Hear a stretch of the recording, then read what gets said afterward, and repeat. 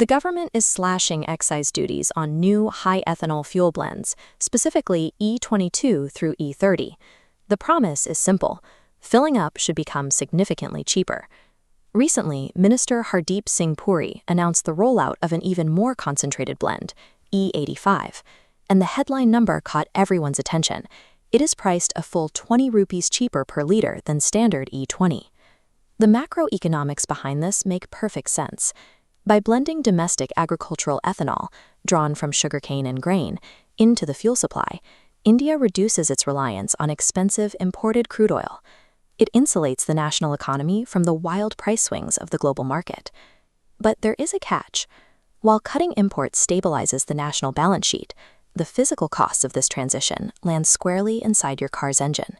You might be paying less at the fuel pump today, but those savings are simply shifting from the country's import bill directly over to your private maintenance budget tomorrow.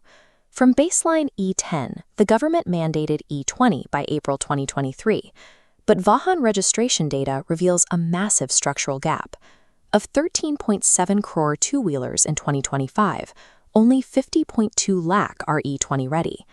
Zooming out over 15 years, just 3% of the legacy fleet is compliant.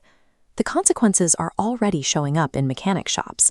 In a recent local circle survey of nearly 25,000 drivers, half reported a mileage drop of up to 20% over the last 9 months, and roughly 1 in 3 owners of older cars experienced unusual wear and tear on fuel lines, tanks, and carburetors. You cannot opt out of the fuel provided at your local pump. To survive this transition without breaking the bank, you need to urgently evaluate exactly what generation of vehicle you are driving right now. To figure out your risk, let's build a matrix. We'll start with the legacy fleet, any vehicle purchased before 2022. When you pour mandatory E20 fuel into these older engines, 2 things happen immediately. First is the chemical vulnerability. Ethanol is highly corrosive to older rubber fuel lines, seals, and carburetors. The fuel literally eats away at the plumbing. Second is the thermodynamic problem. Ethanol has a lower energy density than pure petrol. It inherently contains less kinetic potential, meaning your engine is forced to burn a higher volume of liquid just to achieve the exact same power output. This lower energy density is the direct mathematical cause of the severe mileage drop legacy drivers are reporting, often losing up to 20% of their previous fuel efficiency because the uncalibrated engine is working overtime. You might see a standard pump price of 102 rupees and 12 paise in Delhi, but the actual hidden cost per kilometer is much higher because you are burning that fuel far less efficiently. Any few rupees you think you're saving at the station will be completely wiped out by the looming out-of-pocket repair bills for degraded fuel lines and carburetors. For owners of pre-2022 vehicles, E20 fuel offers absolutely zero financial benefit. It functions purely as a hidden tax, extracted through lost mileage and inevitable visits to the mechanic. Our matrix adds a second column, the transitional fleet. Post-April 2023 vehicles feature E20-ready engines with upgraded synthetic lines, dropping maintenance risk to zero. But the fuel's lower energy density remains, so your baseline mileage permanently drops. The simple truth is that the historical mileage benchmarks you enjoyed on E10 fuel will never be met by E20, even in a perfectly compliant, brand-new modern car. And this lower energy density is severely exacerbated when you add in the stop-and-go reality of everyday traffic congestion. The engine works harder to accelerate, burning through that weaker fuel even faster. If you own a transitional vehicle, you are safe from catastrophic hardware failure, but you must permanently accept a lower baseline of fuel efficiency as the new normal. Finally, our third column represents purpose-built E85 vehicles, like the new fully compatible Maruti Suzuki and Hero MotoCorp variants. The massive upfront incentive is the price tag. E85 is targeted at just 82 rupees and 12 paise per liter in Delhi, but this comes with a severe volumetric trade-off.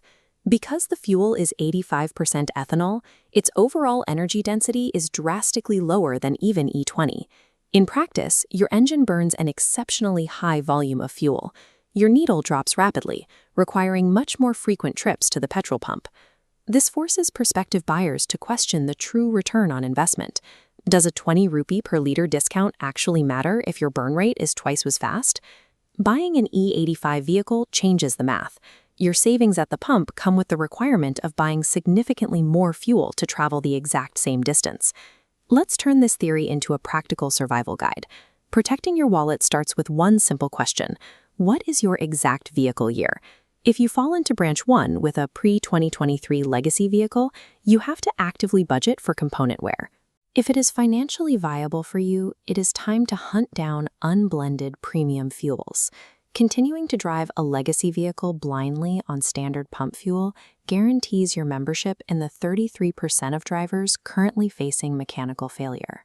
If you are in branch 2 with a 2023 to 2025 transitional vehicle, you can stop worrying about your engine health, but you must officially wipe your old expectations of high mileage off the board. And if you are in branch 3, looking at buying a new flex fuel vehicle, you must rigorously calculate if the E85 pump savings actually offset the faster burn rate before you ever sign that car loan. Blind brand loyalty and old fueling habits are entirely obsolete. Ignoring your specific vehicle's generational limits will now cost you real money. The heavily subsidized discount on ethanol blends is a policy designed to secure national energy independence. It is not a personal favor to your wallet. To navigate this correctly, you have to permanently abandon the traditional metric of evaluating rupees per liter at the pump. You have to start tracking rupees per kilometer. That is the only formula that accounts for both the cheaper upfront pump price and the inevitable ethanol energy deficit burning in the engine. True efficiency in the ethanol era requires knowing the precise chemical limits of your hardware and ruthlessly doing the math yourself.